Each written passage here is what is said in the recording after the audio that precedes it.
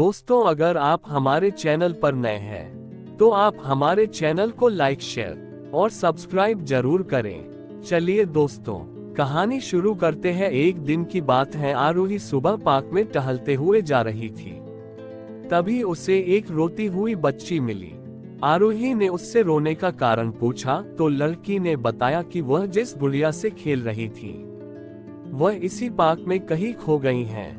आरोही ने उस बच्ची को उसकी गुड़िया ढूंढ लाने का आश्वासन दिया, जिससे वह बच्ची चुप हो गई। आरोही ने गुड़िया ढूंढने के लिए समय मांगी और फिर दूसरे दिन गुड़िया लाने का वादा करके वहां से चली गई। पर गुड़िया ना तो आरोही को मिली और ना ही उस बच्ची को। आरोही ने गुड़िया की तरफ से एक काल्पनिक पत्र उस बच्ची को लिखी और जब वह बच्ची पार्क में गुड़िया पाने की आशा में आई तो आरोही ने वह पत्र उस बच्ची को पढ़कर सुनाया।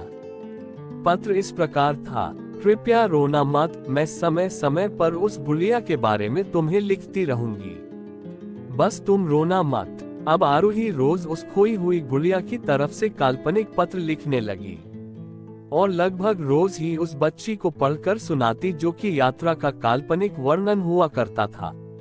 आरोही ने इस काल्पनिक लेकिन रोचक वर्णन ने उस बच्ची को रोने नहीं दिया। वह खुशी खुशी अपनी गुड़िया की घुमक्कड़ी के किस्से सुनाने लगी। अब वह खुश रहने लगी।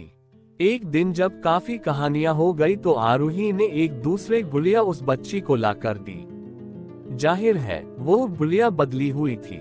उस बच्ची को अपनी खोई हुई पुरानी गुड़िया जैसे नई लगी तो वह आरोही की ओर देखने लगी। आरोही अनजान बनते हुए गुड़िया में चिपकी एक चिट को निकाल कर पढ़ने लगी। उसमें लिखा हुआ था, यह मैं ही हूँ, तुम्हारी वाली गुड़िया जो पार्क में खो गई थी।